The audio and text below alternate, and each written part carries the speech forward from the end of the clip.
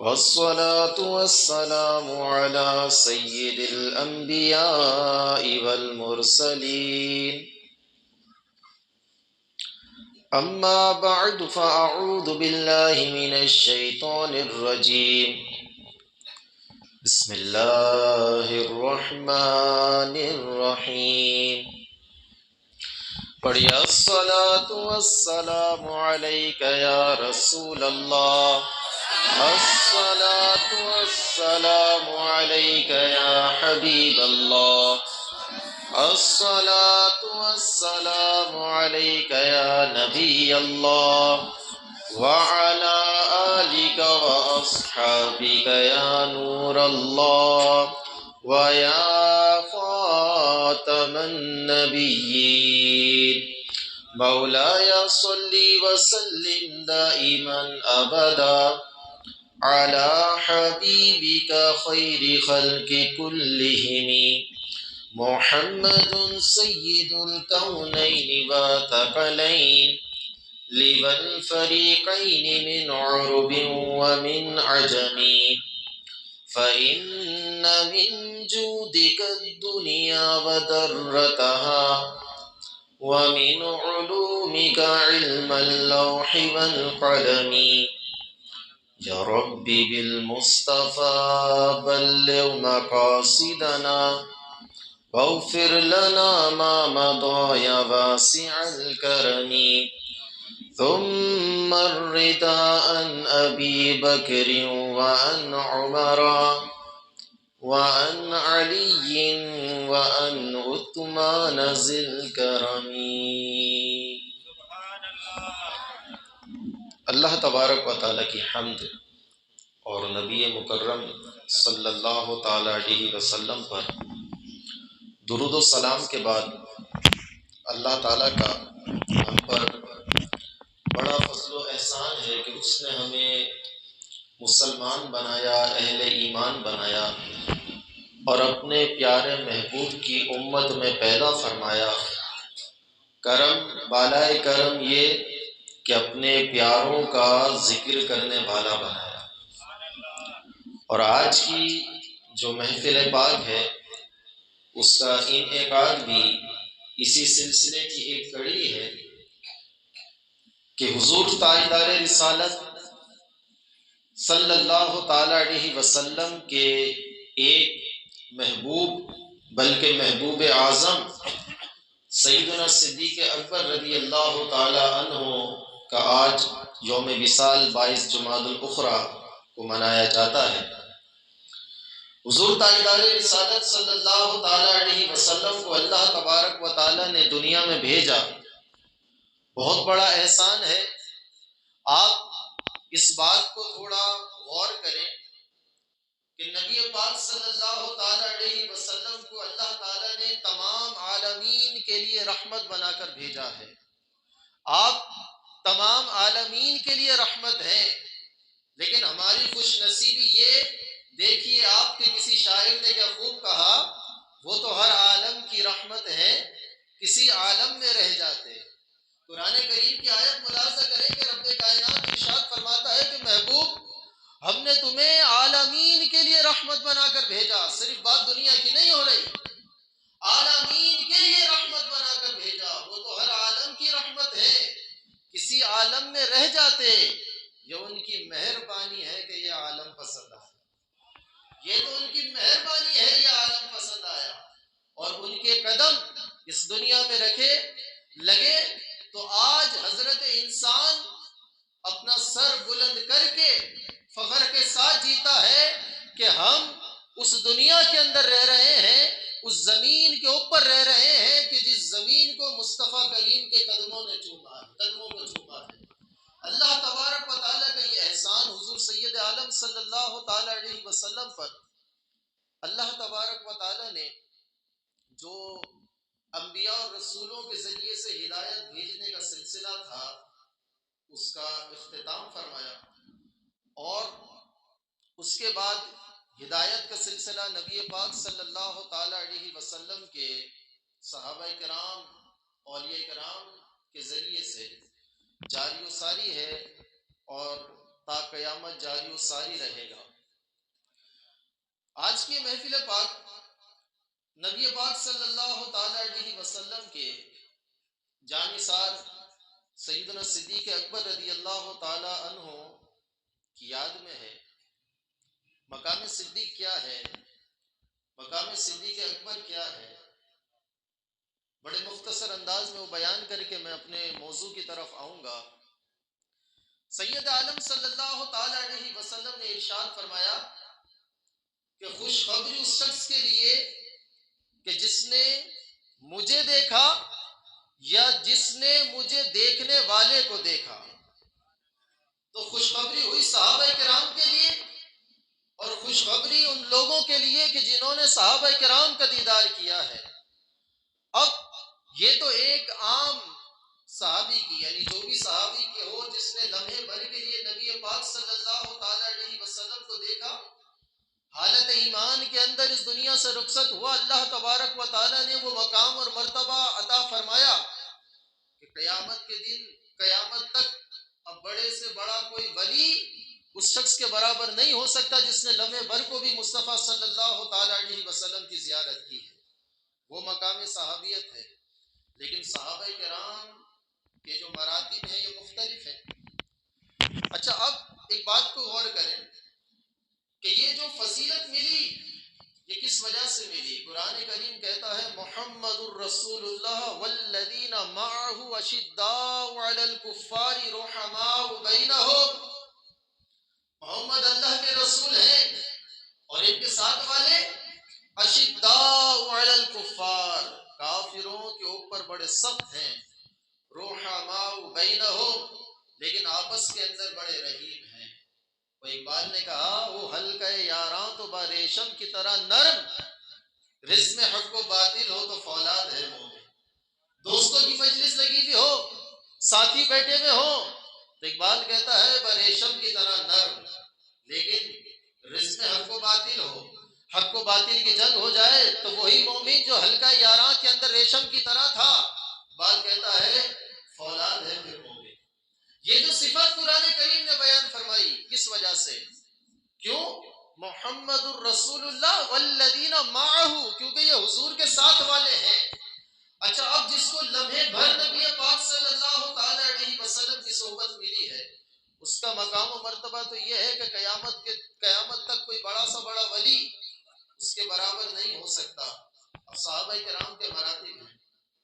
بعض صحابہ کرام وہ ہیں کہ جنہوں نے نبی پاک صلی اللہ تعالی علیہ وسلم کی مکہ مکرمہ کے اندر، مکی دور کے اندر حضور کی صحبت پائی، لیکن مدنی دور کے اندر نہیں پائی۔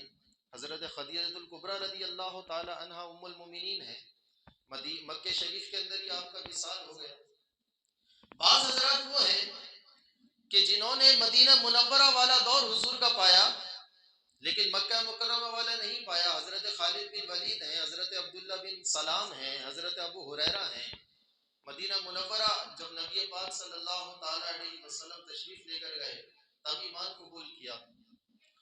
بعض حضرات وہ ہیں کہ جنہوں نے مکی دور بھی پایا ہے، مدنی دور بھی پایا ہے، لیکن وہ حضور نبی پاک صلی اللہ تعالی علیہ وسلم کی اعلان نبوت سے پہلے حضور کے ساتھ نہیں ہوا کرتے تھے۔ حضرت عمر فاروق اعظم ہیں، اعلان نبوت کے 6 سال اسلام قبول کیا ہے۔ بعض لوگ وہ ہیں کہ جنہوں نے حضور نبی پاک صلی اللہ تعالی علیہ وسلم کا مکی دور بھی پایا، مدنی دور بھی پایا، لیکن آج نبی پاک صلی اللہ تعالی علیہ وسلم کے ساتھ قبر انور میں نہیں ہے۔ لیکن ان ساری کی ساری کیٹیگریز کے اندر، ان سارے کے سارے طبقات کے اندر ایک ایسی شخصیت ہے کہ جس شخصیت کو یہ فضیلت حاصل ہے، جس شخصیت کو یہ شرف حاصل ہے کہ نبی پاک صلی اللہ تعالی علیہ وسلم کے اعلان نبوت سے پہلے حضور نبی پاک صلی اللہ تعالی علیہ وسلم کے بچپن کے ساتھی ہیں۔ حضور علیہ السلام مکے میں ہے تو وہ مکے کے اندر ہے، حضور مدینہ میں ہے تو وہ مدینہ میں ہے، حضور ہجرت میں ہے تو وہ ہجرت کے اندر ہے، حضور غار کے اندر ہے تو وہ غار کے اندر ہے، حضور بدر میں ہے تو وہ بھی بدر میں ہے، حضور حنین کے اندر تو وہ بھی حنین میں، حضور احد کے اندر تو وہ بھی احد کے اندر۔ اور یہ ساری کی ساری زندگی گزارنے کے بعد آج قبر انور کے اندر بھی حضور کے ساتھ ہے اور قیامت کے دن بھی حضور کے ساتھ ہی اور یہ فضیلت اور یہ اعزاز اگر حاصل ہے تو کس کو حاصل ہے؟ وہ ایک ہی شخصیت ہے، تاجدار صداقت، پیکر و صدق و صفا، سیدنا ابو بکر صدیق رضی اللہ تعالیٰ۔ مصطفیٰ کا ہم سفر، مصطفیٰ کا ہم سفر، ابو بکر، ابو بکر۔ یہ فضیلت کہ جو لمحے بھر نبی پاک صلی اللہ تعالی علیہ وسلم کو دیکھے تو قیامت تک کوئی ولی اس کا مقابلہ نہیں کر سکتا، اور جس کی فضیلت یہ ہے، اور میں آپ کو ایک جملہ آگے بتاؤں، نبی پاک صلی اللہ تعالی علیہ وسلم اور حضرت ابو بکر صدیق کی یہ جو صحبت ہے، یہ صرف دنیا کی نہیں ہے، عالم ارواح سے لے کر، عالم ارواح سے لے کر دنیا، اور دنیا سے لے کر قبر، اور قبر کے بعد حشر تک، اور اس کے بعد جنت میں جانے تک یہ کام رہے گی۔ اور یہ عالم ارواح سے کس طرح سے ہے کہ حدیث پاک کے اندر سید عالم صلی اللہ تعالی علیہ وسلم نے ارشاد فرمایا، جو روحیں تھیں وہ لشکر کی صورت کے اندر تھی، اور بعض روایات میں آیا کہ روحیں لشکر کی صورت میں عرش کا طواف کر رہی تھی۔ تو اس وقت جن روحوں نے آپس میں ایک دوسرے کو پہچانا تو دنیا کے اندر بھی ان کی دوستی ہو جاتی ہے، دنیا کے اندر وہ ساتھی بن جاتے ہیں۔ اب آپ اس سے اندازہ لگا لیجئے کہ جو دنیا کے اندر رسول اللہ صلی اللہ تعالی علیہ وسلم کا اتنا قریبی ساتھی ہے، تو وہ صرف دنیا سے ساتھی نہیں ہے، عالم ارواح سے حضور کا ساتھی ہے۔ سیدنا ابو بکر صدیق رضی اللہ تعالیٰ عنہ کو اللہ تبارک و تعالیٰ نے یہ شرف و فضیلت عطا فرمائی، اور آپ کو اللہ تبارک و تعالیٰ نے وہ فضیلت عطا فرمائی کہ آپ وہ پہلے شخصیت ہیں کہ جس نے عقیدہ ختم نبوت کا تحفظ کیا اور اس کے لیے تلوار بلند کی ہے۔ اللہ تبارک و تعالیٰ نے وہ شرف اور بلندی عطا فرمائی۔ لیکن میرے بھائیوں، جہاں پر حضرت ابوبکر صدیق رضی اللہ تعالیٰ عنہ کو اللہ تعالیٰ نے یہ مقام اور مرتبہ دیا ہے، بڑے افسوس سے کہنا پڑتا ہے کہ ہمارے ہاں ایک طبقہ ہے کہ جس کو اسلام سے خاص طور پر خار ہے، اسلام سے ان کو بغض ہے، اور وہ اپنے بغض کا اظہار کس طرح سے کرتے ہیں کہ رسول اللہ صلی اللہ تعالی علیہ وسلم کے سچے اور پکے ساتھیوں پر زبان طعن، زبان اعتراض دراز کر کے، بے تکی باتیں کر کے انہوں نے حضرات صحابہ کرام کی شان کے اندر توہین کرنی ہوتی ہے۔ لیکن میرے بھائیو، یہ ایک دنیا کا قانون ہے کہ چاند کے اوپر تھوکا ہوا بندے کے منہ کے اوپر ہی آتا ہے۔ وہ کیا ان کی شان کے اندر کوئی کمی باتیں کریں گے کہ جنہیں اللہ تبارک و تعالیٰ نے بلندی عطا فرمائی ہو، جسے اللہ تبارک و تعالیٰ نے سرفرازی عطا فرمائی ہو۔ حضرت ابوبکر صدیق رضی اللہ تعالیٰ عنہ بھی ان شخصیات کے اندر ہیں کہ جن کے اوپر بعض لوگ زبان تان دراز کرتے ہیں، اور زبان تان دراز کرنے کا انہوں نے ہیلا کیا اپنایا؟ اہل بیت اطہار کی محبت کو سامنے رکھ کر انہوں نے صحابہ کرام اور بالخصوص سیدنا ابوبکر صدیق رضی اللہ تعالیٰ عنہ کے خلاف زبان دراز کرنا شروع کر دی۔ اب ایک مسئلہ ہے جس کو لے کر انہوں نے امت کے اندر ایک فساد برپا کر دیا، جس مسئلے کو مسئلہ باغ فدق کہتے ہیں، مسئلہ فدق کہتے ہیں، اور اہل تشیع کا یہ دعویٰ ہے کہ یہ فدق کا علاقہ، فدق کا باغ حضرت فاطمہ الزہرا رضی اللہ تعالی عنہا کا تھا۔ دیکھیں، اب اس بات کو سمجھیے گا، گفتگو انتہائی سنجیدگی کے ساتھ ہوگی، اور میں آپ حضرات سے گزارش کروں گا کہ آپ مکمل توجہ میری طرف رکھیں گے تو ہی آپ کو بات سمجھ میں آئے گی، اور میرے ساتھ ساتھ آپ چلتے رہیں گے تو اللہ نے چاہا تو بہت سارے اشکالات اور بہت سارے اعتراضات کے جوابات آپ لے کر جائیں گے یہاں سے۔ سب سے پہلے تو آپ فدق سمجھیے کہ فدق ہے کیا چیز، یہ علاقہ کہاں کا ہے۔ دیکھیں، معاملہ یہ ہوا، نبی پاک صلی اللہ تعالی علیہ وسلم نے 7 سنہ ہجری میں جنگ خیبر ہوئی، اور یہ جو خیبر کا علاقہ ہے یہ مدینہ منورہ سے کچھ فاصلے پر یہ علاقہ ہے۔ نبی پاک صلی اللہ تعالی علیہ وسلم جب یہ خیبر کی طرف گئے، اور یہ خیبر کا جو علاقہ تھا یہ بڑا سرسبز شاداب تھا، چشمے باغات یہاں پر تھے، اور یہ سارا کا سارا جو علاقہ تھا یہ یہودیوں کے قبضے میں تھا۔ مسلمانوں نے جہاد کیا اور وہاں پر یہودیوں کے بہت سارے قلعے بنے ہوئے تھے، ان قلعوں کا محاصرہ کر لیا، جنگ ہوئی، اور جنگ وہاں پر مسلمان فتح یاب ہو گئے۔ 3 قلعے ایسے تھے کہ جن کا مسلمانوں نے بڑا سخت محاصرہ کیا ہوا تھا۔ بالآخر ان قلعے والوں نے جب یہ دیکھا کہ کوئی بھی مسلمانوں کا مقابلہ نہیں کر سکا، تو انہوں نے رسول اللہ صلی اللہ تعالی علیہ وسلم کے پاس پیغام بھیجا کہ ہم سے صلح کر لیجئے، ہمیں باہر نکلنے کی اجازت دے دیجئے، ہمارا جو علاقہ ہے فدق، یہ فدق ہم آدھا آپ کو دیتے ہیں، یہ لے لیجئے، مال کے اوپر صلح کر لیجئے، ہمیں چھوڑ دیجئے اور اس علاقے کو قبول کر لیجئے۔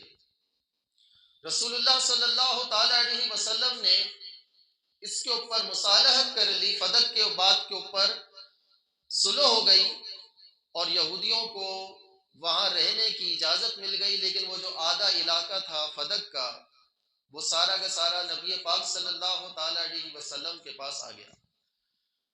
اب یہ جو فدق ہے، چونکہ اس کے اوپر جنگ نہیں ہوئی تھی، صلح ہوئی تھی، اس وجہ سے شریعت کی زبان کے اندر اس کو کہتے ہیں مال فے۔ ایک ہوتا ہے مال غنیمت۔ مال غنیمت یہ ہوتا ہے کہ جب مسلمان جہاد کرتے ہیں، جنگ کرتے ہیں، جنگ کے مقابلے میں جو مال حاصل ہوگا یہ کہلاتا ہے مال غنیمت، اور جنگ نہ ہو، صلح ہو جائے کسی مال پر، اب یہ جو مال حاصل ہوگا تو یہ مال کہلائے گا مال فے۔ تو یہ چونکہ فدق کے علاقے کے اوپر جنگ نہیں ہوئی تھی، انہوں نے پیشکش کر دی تھی، تو یہ سارا کا سارا فے کا مال کہلائے گا۔ اچھا، اب اس کا حکم کیا ہوتا ہے؟ قرآن کریم کہتا ہے کہ اس کا حکم یہ ہے کہ یہ کچھ حصوں میں تقسیم ہوگا، اور اس کے جو حصے ہیں وہ اللہ کے لیے، اس کے رسول کے لیے، اہل بیت اطہار کے لیے، مسافروں کے لیے ہیں، مسکینوں کے لیے ہیں۔ اللہ تعالیٰ یہ ارشاد فرماتا ہے کہ یہ سارے کے سارے اخراجات ان کے پورے کیے جائیں گے۔ اب یہ مال فے جو ہوتا ہے یہ مسلمانوں کے اخراجات پورے کرنے کے لیے جو ضرورت مند ہوتے ہیں ان کے لیے یہ مال ہوتا ہے۔ نبی پاک صلی اللہ تعالی علیہ وسلم حیات ظاہری کے ساتھ جب تک متصف رہے، یہاں کی آمدنی آتی تھی، اور جو مصارف قرآن کریم نے بیان کیے اس کے اندر اہل بیت اطہار کے بھی اخراجات پورے ہوتے تھے، امہات المومنین کے بھی اخراجات نکالے جاتے تھے، اس کے علاوہ اصحاب صفہ کو بھی دیے جاتے تھے، جہاد کے لیے بھی استعمال ہوتے تھے، کوئی وقت مسلمانوں کے ساتھ ملنے کے لیے آتا تھا تو ان کے لیے بھی استعمال ہوتے تھے۔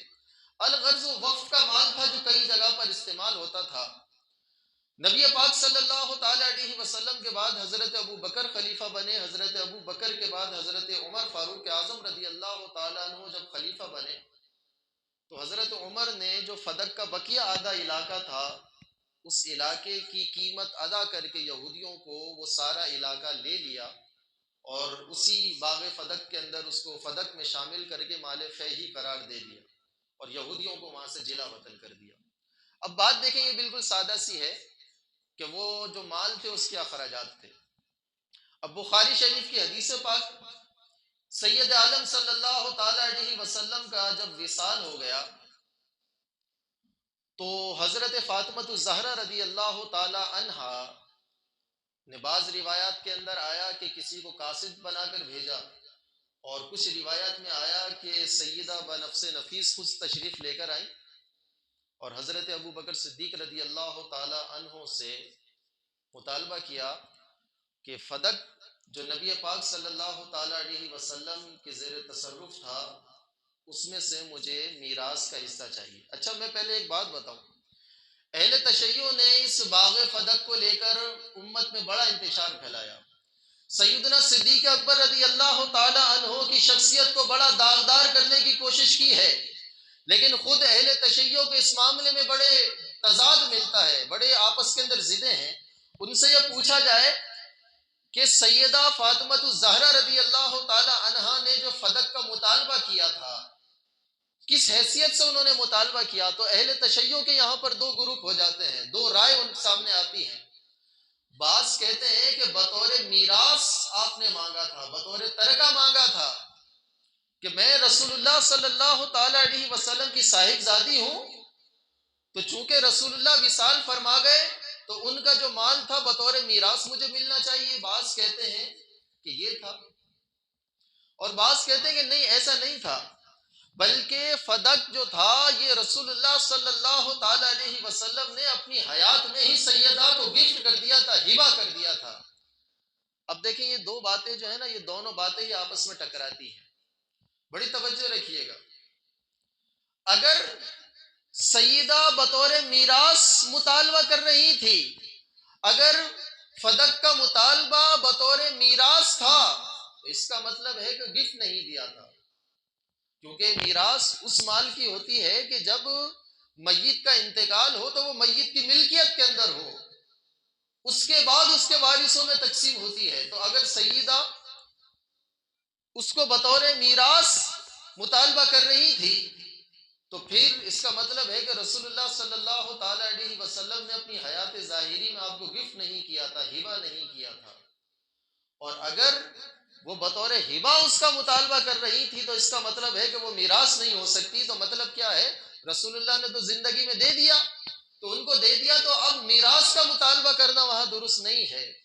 تو پہلی بات تو یہ ہے کہ شیعوں کے یہاں پر دو دعوے اور دونوں ہی آپس کے اندر ٹکراتے ہیں۔ پہلے تو اس کو طے کیا جائے کہ کس حیثیت سے مطالبہ کیا، لیکن ہم آپ حضرات کے سامنے کوشش کریں گے کہ دونوں حیثیتوں کو سامنے رکھ کر گفتگو کریں، اور پھر جو ایک الزام سیدنا ابو بکر صدیق رضی اللہ تعالی عنہ پر لگایا جاتا ہے کہ سیدہ فاطمہ الزہرا طیبہ طاہرہ حضرت ابو بکر صدیق سے ناراض ہو گئی تھی، اور ایسا ناراض ہو گئی تھی کہ آپ کو انتقال کی اطلاع بھی کرنے کا منع کر دیا تھا، اس کی کیا حیثیت ہے؟ میں کوشش کروں گا کہ یہ سارے عنوانات آپ حضرات کے سامنے میں اس کو کور کر دوں۔ ہم ایک ایک کر کے چلتے ہیں۔ سب سے پہلے اس بات کو دیکھتے ہیں کہ اگر سیدہ فاطمہ الزہرا رضی اللہ تعالی عنہا نے یہ فدق کا مطالبہ بطور میراث کیا تھا تو اب کیا ہوتا ہے؟ بخاری شریف کی حدیث پاک ہے، سیدہ فاطمہ الزہرا رضی اللہ تعالی عنہا حضرت ابوبکر صدیق کے پاس آئیں اور آ کر فرمانے لگی کہ میرے والد گرامی رسول اللہ صلی اللہ تعالی علیہ وسلم کا وصال ہو گیا، اور فدق کی جو حصہ ہے بطور میراث مجھے چاہیے۔ تو حضرت ابوبکر صدیق رضی اللہ تعالیٰ عنہ نے ارشاد فرمایا کہ رسول اللہ صلی اللہ تعالیٰ علیہ وسلم نے ارشاد فرمایا ہے لا نورث ما ترکنا صدقۃ او ما ترکناہ صدقۃ۔ حضرت ابوبکر صدیق رضی اللہ تعالیٰ عنہ نے ارشاد فرمایا کہ رسول اللہ صلی اللہ تعالیٰ علیہ وسلم نے ارشاد فرمایا ہے کہ ہم گروہ انبیاء اپنا کسی کو وارث نہیں بناتے، ہم جو کچھ چھوڑ کر جاتے ہیں وہ سب کا سب صدقہ ہوتا ہے۔ اور آگے حضرت ابوبکر صدیق رضی اللہ تعالیٰ عنہ نے ارشاد فرمایا کہ انما یأکل آل محمد من ھذا المال، کہ رسول اللہ صلی اللہ تعالیٰ علیہ وسلم کے گھر والوں کو اس میں سے حصہ ملتا رہے گا۔ اب سیدہ فاطمہ الزہرا رضی اللہ تعالیٰ عنہ نے جب یہ بات سنی کہ حضرت ابوبکر صدیق رسول اللہ کا فرمان سنا رہے ہیں، اور رسول اللہ صلی اللہ تعالی علیہ وسلم کا کیا فرمان ہے؟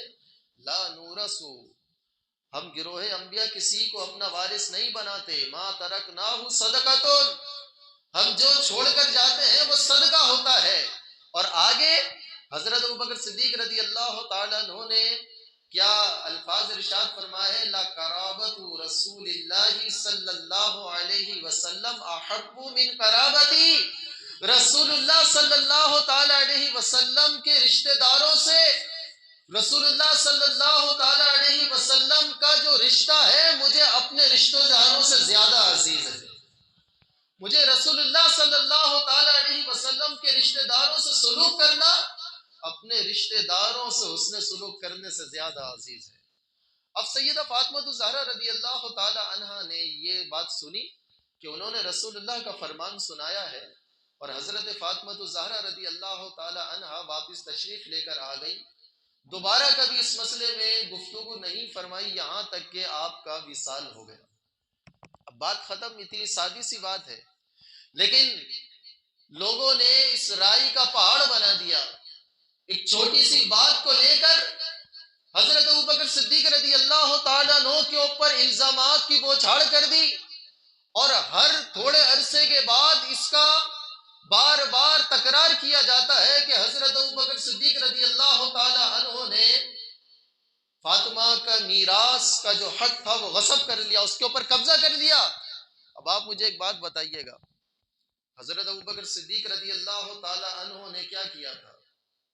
حضرت ابوبکر صدیق نے تو سیدہ کو حدیث پاک سنائی تھی، رسول اللہ صلی اللہ تعالی علیہ وسلم کا فرمان سنایا تھا کہ ہم گروہ انبیاء کسی کو اپنا وارث نہیں بناتے، اور آج تک ایسا نہیں ہوا کہ قرآن کریم کے اندر جتنے انبیاء کرام علیہ السلام کا ذکر آیا ہے، کسی نبی کے میراث تقسیم ہونے کا ذکر نہیں آیا، کہ کسی نبی کی میراث تقسیم نہیں ہوتی۔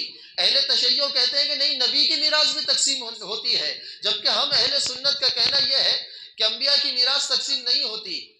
اب ایک سوال ہے، جب سب کی میراث تقسیم ہوتی ہے تو انبیاء کی میراث تقسیم کیوں نہیں ہوتی؟ علامہ بدر الدین عینی رحمۃ اللہ تعالی علیہ عمدۃ القاری کے اندر اس کے چند جوابات دیتے ہیں۔ بھئی انبیاء کرام کی میراث تقسیم کیوں نہیں ہوتی؟ فرماتے ہیں کہ اس کی ایک وجہ یہ ہے کہ انبیاء کرام علیہ السلام کی اگر میراث تقسیم ہو تو کسی کے ذہن میں یہ سوال اٹھ سکتا ہے کہ شاید اس شخص نے دعوی نبوت اس لیے کیا تھا تاکہ اس کی اولاد کو کچھ مال مل جائے، اس کی اولاد کو کچھ مال مل جائے، لہٰذا رسول اللہ صلی اللہ تعالی علیہ وسلم نے فرمایا لا نورث، ہم گروہ انبیاء کسی کو اپنا وارث نہیں بناتے۔ کسی کے ذہن کے اندر یہ وسوسہ بھی نہیں آنا چاہیے۔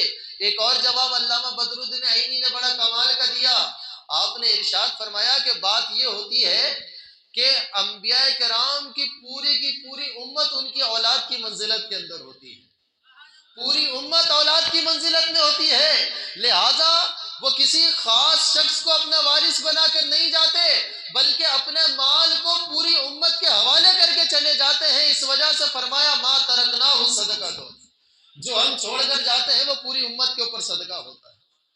اور وجہ کیا ہے؟ وجہ وہی ہے کہ انبیاء کرام امت کے لیے بطور باپ کے ہوتے ہیں اور پوری امت ان کی اولاد کی نسل ہوتی ہے۔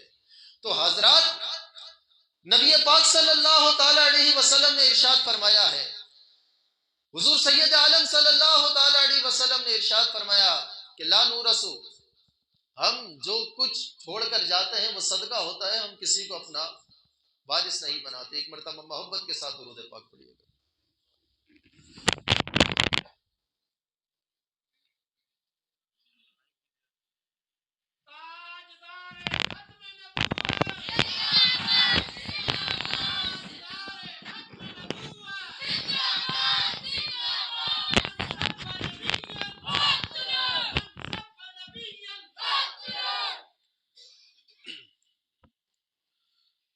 ماشاءاللہ ہمارے عزیز دوست مولانا خرم مدنی تشریف لائیں، گزارش یہ ہے کہ آگے آ جائیں۔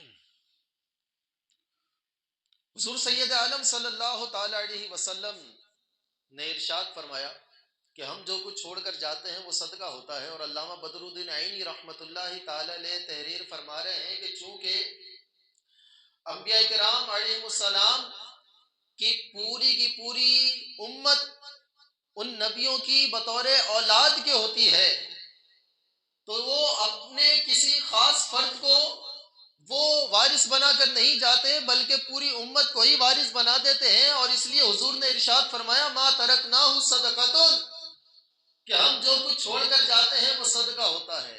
اب لوگوں نے یہاں پر عجیب و غریب سی باتیں کر لی، اور عجیب و غریب سی باتیں کرنا یہ شروع کی کہ نہیں جی ابو بکر صدیق نے فاطمہ کا حق دبا لیا ہے، فاطمہ رضی اللہ تعالی عنہا کا حق مار لیا، میراث میں سے ان کو حصہ ملنا چاہیے تھا اس لیے ان کا حصہ دبا لیا۔ اب میں اہل بیت اطہار کی اقوال سے ہی آپ حضرات کے سامنے روز روشن کی طرح کوشش کروں گا واضح ہو جائے بات کہ اس بات کی حیثیت کیا ہے۔ دیکھیں آج لوگوں نے یہ بات بنا لی کہ کہ حضرت فاطمہ الزہرا رضی اللہ تعالی عنہا کا حق مارا گیا، اس وجہ سے اہل بیت ناراض ہو گئے، حضرت فاطمہ الزہرا ناراض ہو گئی۔ اب آپ بات چلیے گا، سنن ابی داود ہے اور دوسری کتاب کا نام ہے قاضی امام ابو یوسف رحمۃ اللہ تعالی علیہ کی کتاب الخراج۔ حضرت عبد الرحمن بن ابی لیلہ ایک بات بیان کرتے ہیں، بڑی توجہ آپ حضرات کی چاہیے۔ جو لوگ آج اس کے اوپر بنیاد رکھ رہے ہیں کہ اہل بیت ناراض ہو گئے، آج جو یہ پروپیگنڈا کرتے ہیں کہ سیدہ ناراض ہو کر چلی گئی تھی، ان کی باتوں کی حیثیت کو جانیے گا۔ کتاب الخراج کے اندر قاضی ابو یوسف رحمۃ اللہ تعالی علیہ نے، سنن ابی داود کے اندر امام ابن ابی داود نے تحریر فرمایا، حضرت عبد الرحمن بن ابی لیلہ کہتے ہیں کہ میں نے مولائے کائنات رضی اللہ تعالیٰ عنہ کو یہ فرماتے ہوئے سنا۔ حضرت علی کا قول سنیے گا۔ حضرت علی رضی اللہ تعالیٰ عنہ نے ارشاد فرمایا کہ میں نے رسول اللہ صلی اللہ تعالیٰ علیہ وسلم سے عرض کیا کہ یا رسول اللہ،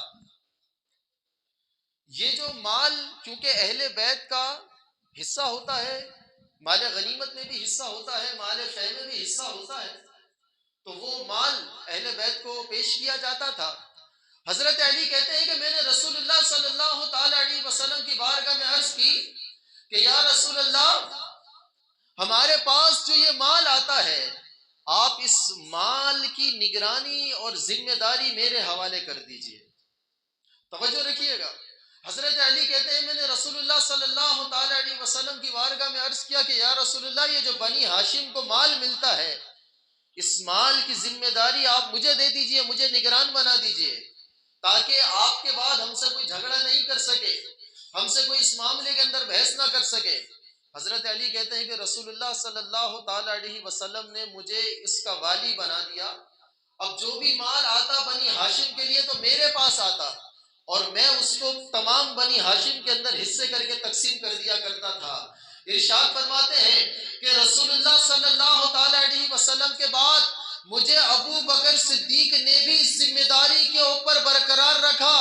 جو لوگ آج یہ بات کہتے ہیں کہ ابو بکر نے اہل بیت کا حق مار لیا، مولائے کائنات کا فرمان سنیں۔ قاضی ابو یوسف کتاب الخراج کے اندر لکھ رہے ہیں، مولائے کائنات نے فرمایا کہ رسول اللہ صلی اللہ تعالیٰ علیہ وسلم کے وصال کے بعد حضرت ابو بکر صدیق نے مجھے اس مال کے اوپر برقرار رکھا۔ جب بھی کوئی مال آتا بنی ہاشم کے لیے، پہلے میرے پاس آتا، تقسیم کرتا، تمام اہل بیت کے اندر تقسیم کر دیتا۔ حضرت ابو بکر صدیق رضی اللہ تعالیٰ عنہ کا وصال ہو گیا، حضرت عمر فاروق اعظم خلیفہ بنے، فرماتے جب بھی مال آتا اہل بیت کا حصہ نکالا جاتا، میرے پاس بھیج دیا جاتا، تقسیم کرتا، تمام اہل بیت کو دیتا، بنی ہاشم کو دیتا۔ حضرت عمر فاروق اعظم رضی اللہ تعالی عنہ کا دور کا اختتام دور خلافت کے آخری ایام جب آئے، جب آخری ایام آئے، ایک جگہ سے بہت زیادہ مال غنیمت آیا۔ حضرت علی کہتے ہیں کہ مجھے حضرت عمر نے اسی طرح سے مال الگ کر کے میرے پاس بھیجا، تو میں نے کہا کہ امیر المومنین، اب ہم اہل بیت کو اس مال کی حاجت نہیں ہے، اس کو دیگر مسلمانوں کے اندر خرچ فرما دیجیے۔ آپ اس بات کو ملاحظہ کریں، یہ کون کہہ رہا ہے؟ یہ خود مولائے کائنات حضرت علی رضی اللہ تعالیٰ عنہ ارشاد فرما رہے ہیں۔ اور کب کی بات ارشاد فرما رہے ہیں؟ رسول اللہ صلی اللہ تعالیٰ علیہ وسلم کے وصال کے بعد ابو بکر بھی یہی ہمارے ساتھ کیا کرتے تھے کہ مال میرے حوالے کرتے، اور اس کے بعد حضرت عمر فاروق اعظم بھی یہی کرتے کہ مال میرے حوالے کرتے، میں تقسیم کر دیا کرتا تھا۔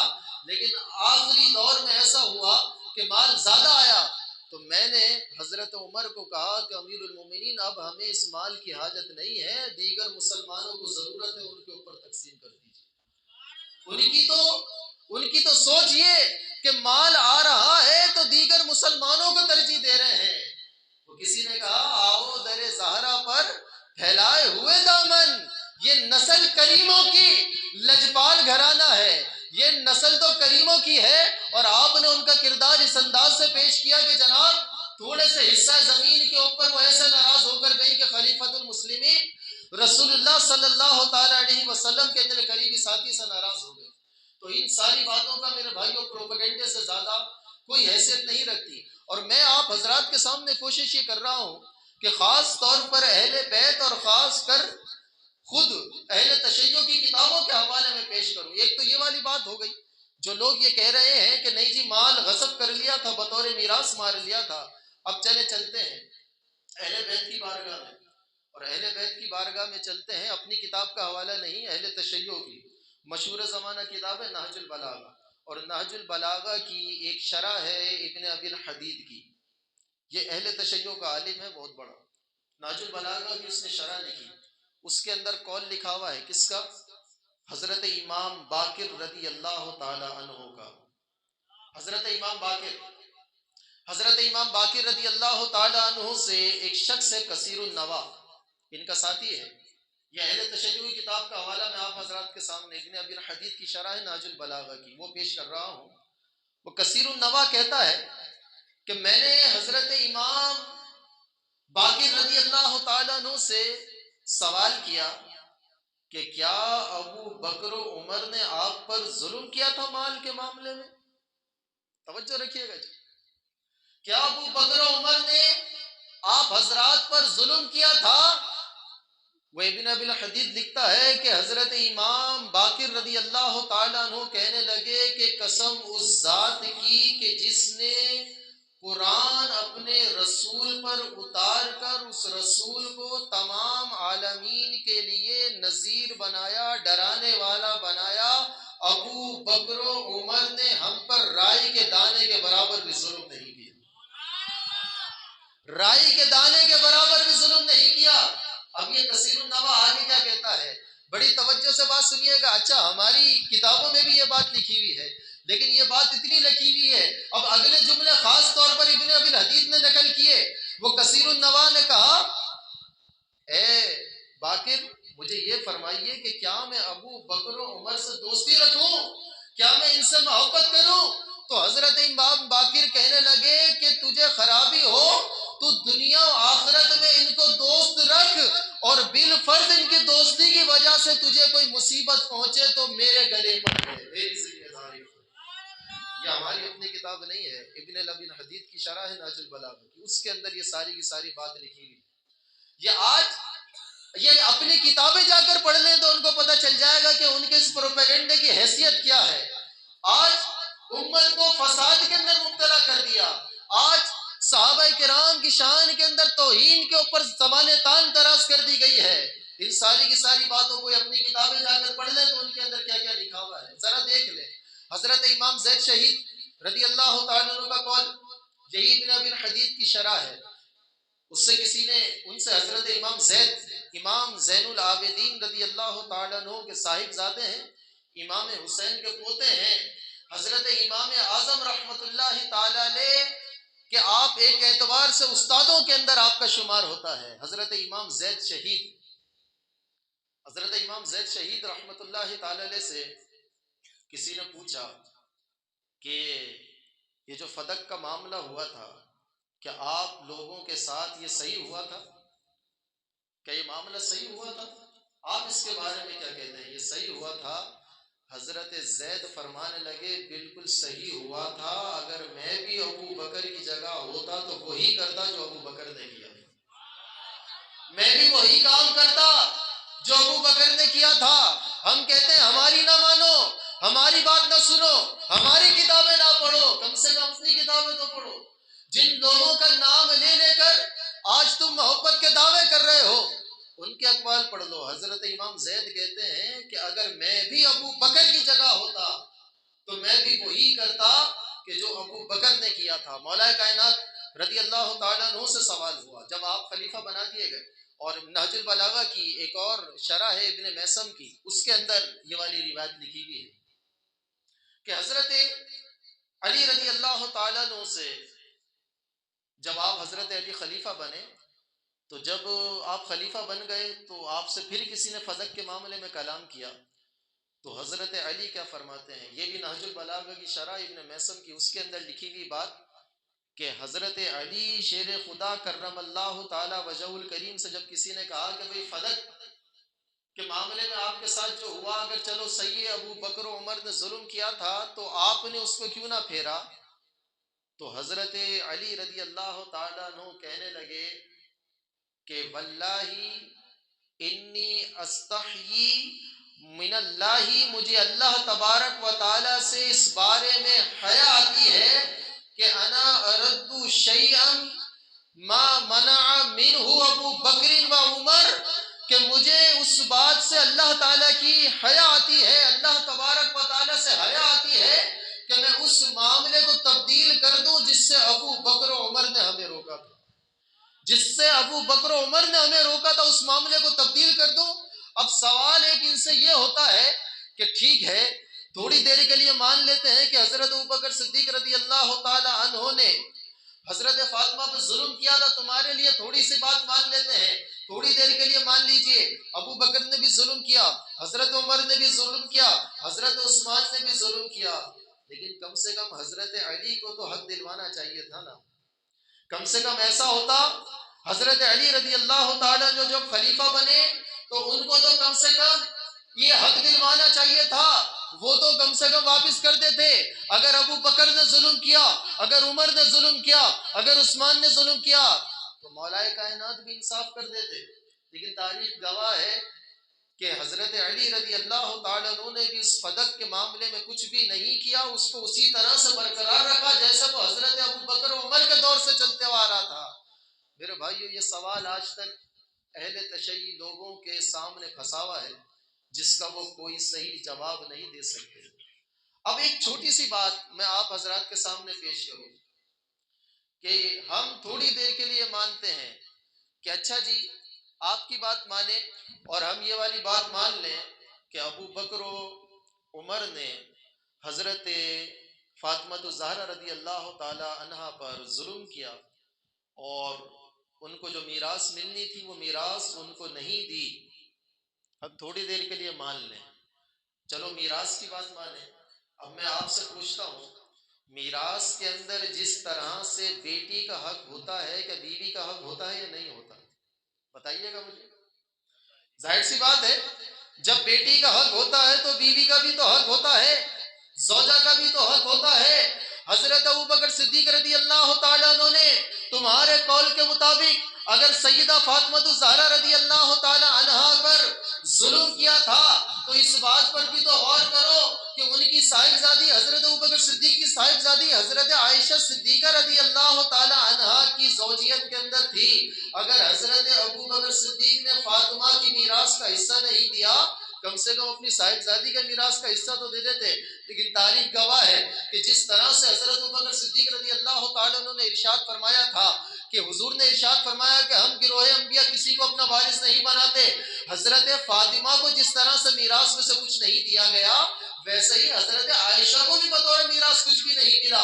حضرت ابوبکر صدیق رضی اللہ تعالیٰ عنہ کا دور گزر گیا، حضرت عمر فاروق اعظم رضی اللہ تعالیٰ عنہ کا دور آ گیا، حضرت عمر کی صاحبزادی حضرت حفصہ رضی اللہ تعالیٰ عنہا بھی تو حضور کی زوجیت کے اندر تھی۔ اگر ابو بکر نے ظلم کیا تو حضرت عمر کو چاہیے تھا کم سے کم اپنی بیٹی کی میراث کا تو حصہ دے دیتے، لیکن تاریخ گواہ ہے کہ حضرت عمر نے بھی اس کے اندر سے کوئی حصہ نہیں دیا۔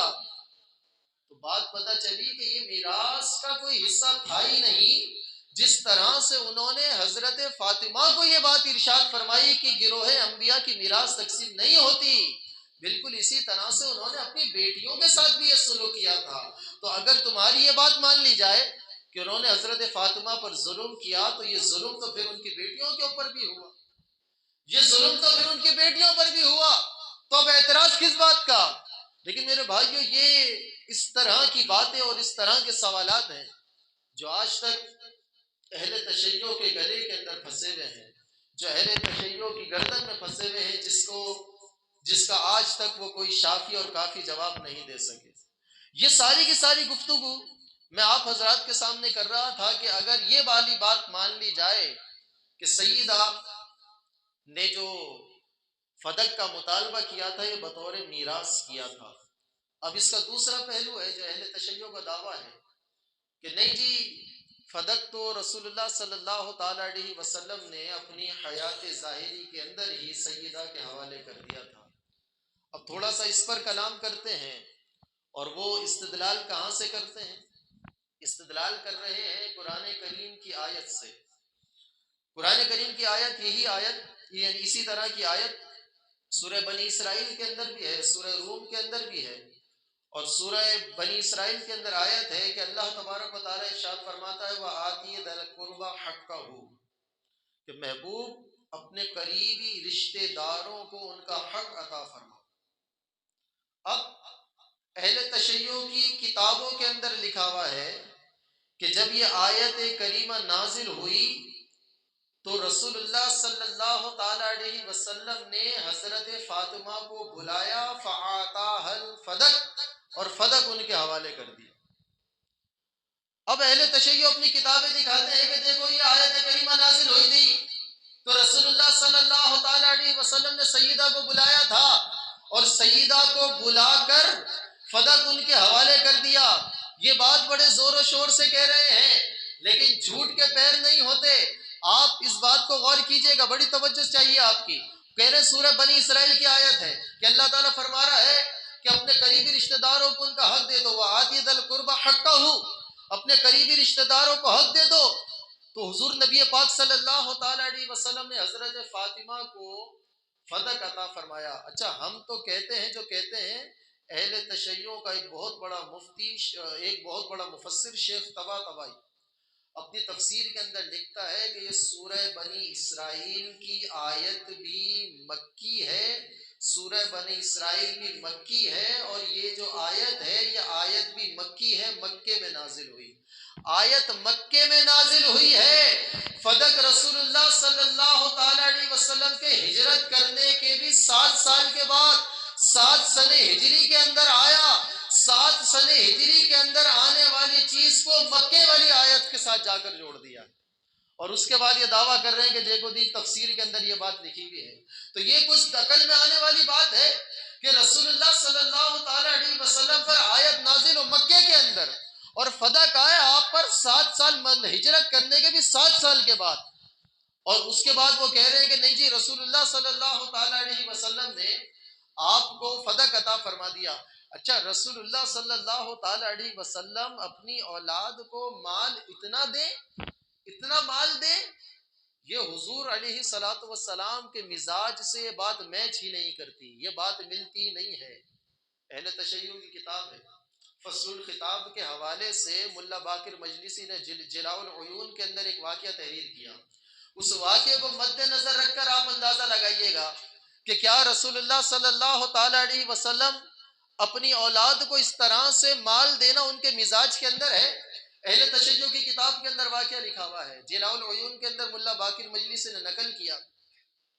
رسول اللہ صلی اللہ تعالی علیہ وسلم کی عادت تھی کہ جب آپ کسی سفر پر تشریف لے کر جاتے تو سب سے آخر کے اندر سیدہ فاطمہ کے گھر تشریف لے کر جاتے، ان سے ملاقات کرتے اور اس کے بعد سفر پہ جاتے، اور جب کہیں سے واپس لوٹ کر آتے تو سب سے پہلے سیدہ کے گھر تشریف لے کر جاتے تھے۔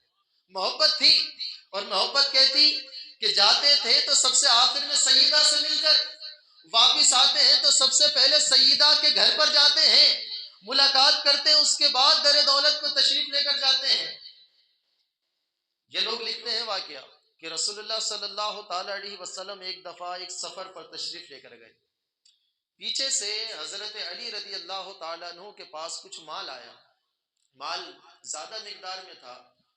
حضرت فاطمہ الزہرا رضی اللہ تعالی عنہ نے اس مال میں سے کچھ چاندی کے کڑے بنوائے، 2 کڑے بنوا لیے چاندی کے، اور ایک انتہائی قیمتی پردہ لے کر اپنے گھر کے دروازے پر لٹکایا ہے۔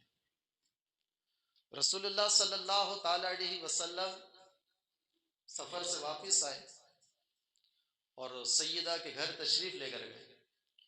سیدہ فاطمہ الزہرا رضی اللہ تعالی عنہ بڑی خوشی خوشی رسول اللہ صلی اللہ تعالی علیہ وسلم کو اپنے کنگن دکھانے کے لیے آئی، اور جیسے ہی رسول اللہ نے ان کا وہ پردہ دروازے پر دیکھا اور کنگن دیکھے، ایسے کہ ایسے ہی وہاں واپس پلٹے اور جا کر مسجد کے اندر تشریف فرما ہو گئے۔ سیدہ کو یہ بات بڑی محسوس ہوئی کہ رسول اللہ صلی اللہ تعالی علیہ وسلم تو سب سے پہلے میرے گھر تشریف لے کر آتے ہیں، آج یہ معاملہ کیا ہوا؟ لیکن وہ حضور کا مزاج جانتی تھی۔ آج جن لوگوں نے امت کو اس بات کے اوپر لڑا دیا کہ فاطمہ کا حق مارا گیا، فاطمہ کو رسول اللہ صلی اللہ تعالی علیہ وسلم نے فدق دیا تھا، وہ رسول اللہ کا مزاج نہیں جانتے، رسول اللہ کا مزاج کیا ہے ان کی صاحبزادی سے پوچھئے۔ سیدہ کو حضور نے یہ بات نہیں ارشاد فرمائی، لیکن حضرت سیدہ فاطمہ الزہرا رضی اللہ تعالی عنہا کو یہ بات محسوس ہو گئی کہ میرے بابا جان کو شاید یہ چاندی کے کنگن، یہ کڑے اور یہ پردہ میرا پسند نہیں آیا۔ آپ نے دونوں شہزادوں کو، امام حسن کو اور امام حسین کو بلایا اور ایک شہزادے کے ہاتھ میں اپنے وہ کڑے دیے اور دوسرے کے ہاتھ میں وہ پردہ پکڑایا اور ارشاد فرمایا کہ جاؤ ان کو رسول اللہ صلی اللہ تعالی علیہ وسلم کی بارگاہ میں پیش کر دو، اور رسول اللہ صلی اللہ تعالی علیہ وسلم کی بارگاہ میں پیش کر کے کہنا کہ یا رسول اللہ آپ جہاں چاہیں ان کو خرچ فرما دیں۔ رسول اللہ صلی اللہ تعالی علیہ وسلم کے پاس جب وہ کنگن آئے اور وہ پردہ آیا، نبی پاک صلی اللہ تعالی علیہ وسلم نے دونوں شہزادوں کو پیار کیا اور آپ نے ارشاد فرمایا کہ یہ کنگن لے جا کر اصحاب صفہ کے اندر اس کی قیمت تقسیم کر دو، اور ان لوگوں کے اندر جس کو لباس کی ضرورت ہو اس کو اس پردے میں سے اس کو لباس پہنا دینا۔ اور آپ ارشاد فرمانے لگے کہ اللہ تعالیٰ فاطمہ پہ رحم فرمائے، اس نے ان چیزوں کے بدلے اللہ تعالیٰ اس کو جنت کا لباس عطا فرمائے، جنت کا لباس عطا فرمائے گا۔ رسول اللہ صلی اللہ تعالی علیہ وسلم اپنی اولاد کے پاس اتنی دنیا دیکھنا گوارا نہ کرے تو وہ یہ کیسے ہو سکتا ہے کہ آپ اتنی بڑی جائیداد سیدہ فاطمہ الزہرا رضی اللہ تعالی عنہ کے حوالے کر دیں؟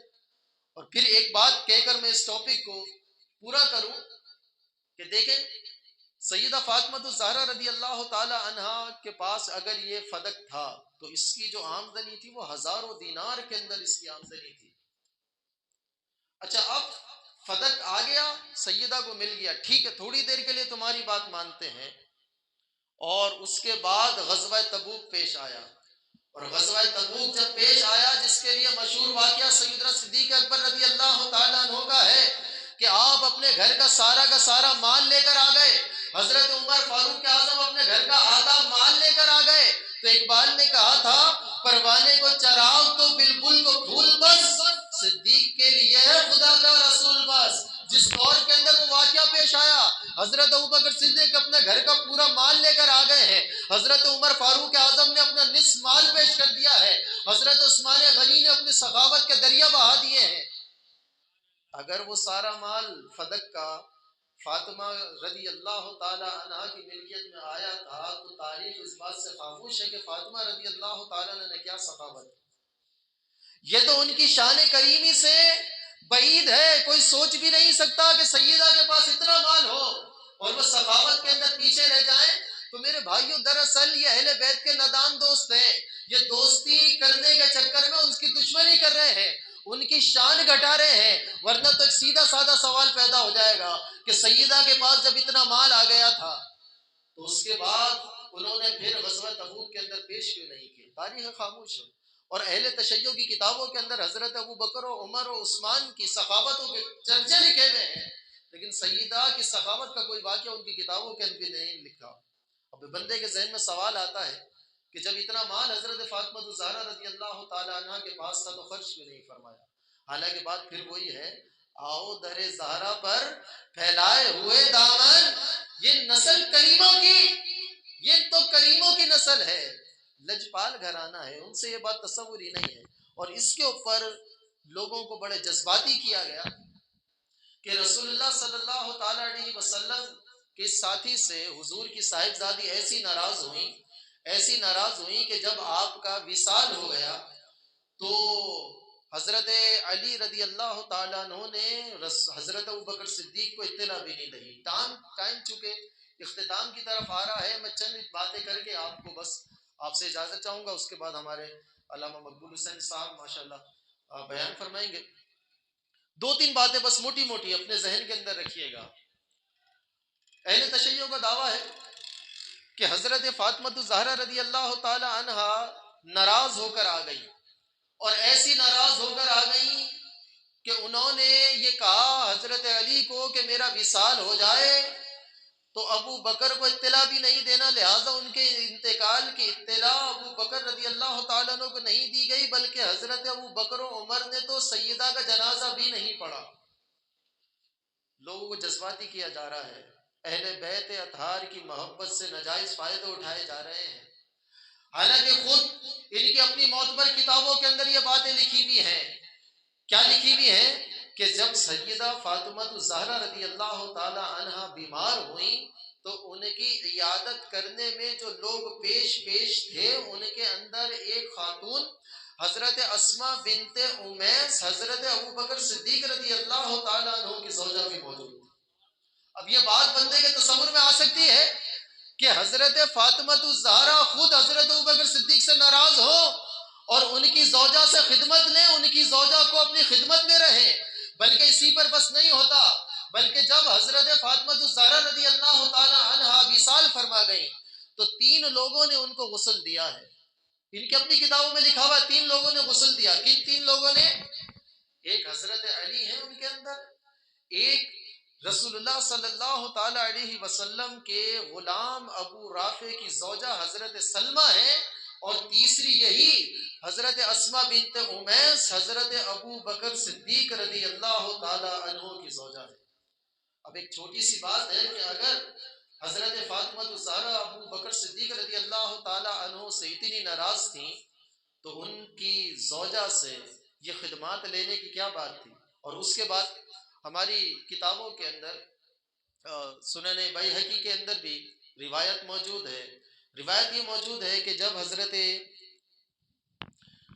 فاطمہ الزہرا رضی اللہ تعالی عنہا کا وصال ہو گیا تو حضرت ابو بکر و عمر رضی اللہ تعالی عنہما ان کے جنازے میں آئے۔ جنازے کا ٹائم ہوا تو حضرت ابو بکر نے حضرت علی کو کہا، یہاں توجہ رکھیے گا، گفتگو بس اینڈ پر ہے، حضرت علی نے حضرت ابو بکر صدیق کو ارشاد فرمایا کہ علی نماز جنازہ پڑھائیے، آپ نماز جنازہ پڑھائیے۔ تو حضرت علی رضی اللہ تعالیٰ عنہ کہنے لگے کہ میں جنازہ نہیں پڑھاؤں گا، آپ رسول اللہ صلی اللہ تعالیٰ علیہ وسلم کے خلیفہ ہیں، آپ جنازہ پڑھائیے۔ فتقدم، ابو بکر آگے پڑھے، فصلی علیہا، اور حضرت فاطمہ الزہرا رضی اللہ تعالی عنہا کی نماز جنازہ پڑھائی۔ آپ تو پوری دنیا کو یہ بتاتے ہوئے آ رہے ہیں کہ یہ جنازے میں انہوں نے شرکت نہیں کی، جبکہ کتابوں کے اندر یہ بات، خود ہماری کتابوں میں اور اہل تشیع کی کتابوں میں بھی یہ بات لکھی ہوئی ہے کہ حضرت ابوبکر صدیق رضی اللہ تعالیٰ عنہ نے نماز جنازہ پڑھائی۔ میرے بھائیو، یہ ساری کی ساری باتیں ایک جھوٹ کے سوا اور کچھ بھی نہیں ہے۔ حضرت ابو بکر کے اوپر مال کا الزام لگایا گیا، حضرت ابو بکر کے اوپر مال غصب کرنے کا الزام لگایا گیا۔ حضرت ابو بکر کے تقوی کا عالم یہ ہے کہ حضرت امام حسن مجتبی بیان کرنے والی شخصیت بھی دیکھیے گا، حضرت فاطمہ الزہرا کے لال مولائے کائنات کی اولاد حضرت امام حسن مجتبی رضی اللہ تعالی عنہ ارشاد فرما رہے ہیں، جب حضرت ابوبکر صدیق رضی اللہ تعالی عنہ کے وصال کا وقت قریب آیا تو آپ نے حضرت عائشہ کو یہ وصیت کی کہ اے میری بیٹی، یہ جو اونٹنی ہے نا جس کا ہم دودھ پیتے ہیں، اور یہ جو چادر ہم استعمال کرتے ہیں اور یہ جو برتن ہم استعمال کرتے ہیں، یہ ساری کی ساری ہمیں بیت المال سے ملا ہے، اور یہ صرف اس وجہ سے ملا ہے کہ میں مسلمانوں کے امور کا خلیفہ ہوں، تو جب تک میں مسلمانوں کے امور کی نگرانی کر رہا ہوں میں اس وقت تک یہ استعمال کر سکتا ہوں، لہٰذا جب میرا وصال ہو جائے تو یہ ساری کی ساری چیزیں تم عمر کو واپس کر دینا، عمر کو جا کر دے دینا۔ کوئی تصور کر سکتا ہے اس بات کا؟ حضرت فاطمہ الزہرا حضرت عائشہ صدیقہ رضی اللہ تعالی عنہا نے ان کی وصیت کے مطابق، امام حسن مجتبی فرماتے ہیں کہ جب حضرت ابوبکر صدیق کا وصال ہو گیا تو حضرت عائشہ صدیقہ یہ چیزیں لے کر حضرت عمر فاروق اعظم رضی اللہ تعالی عنہ کے پاس آئیں۔ حضرت عمر نے یہ چیزیں دیکھی اور حضرت ابوبکر صدیق کی بات سنی تو آپ سن کے رونے لگے اور کہنے لگے اللہ تعالیٰ ابو بکر سے راضی ہو، ابو بکر نے تو اپنے پیچھے آنے والوں کو تھکا کے رکھ دیا۔ اب کون اس اتنے تقوی کے اندر ان کی پیروی کرے گا؟ تو جن کی تقوی پرہیزگاری کا عالم یہ ہو کہ جو مال ان کو خود ملتا ہے وہ مال بھی وہ بیت المال کے اندر لوٹا دیتے ہیں۔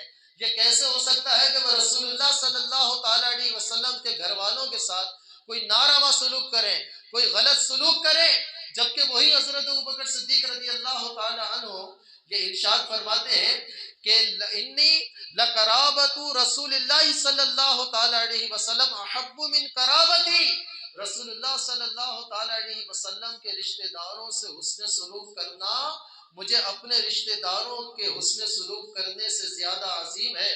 میرے بھائیوں، بس اسی بات کے اوپر میں اپنی گفتگو کا اختتام کروں گا۔ ہم اہل سنت و جماعت وہ لوگ ہیں کہ ہم صحابہ کرام کی بھی تعظیم کرتے ہیں، اہل بیت کو بھی اپنے سر کا تاج مانتے ہیں۔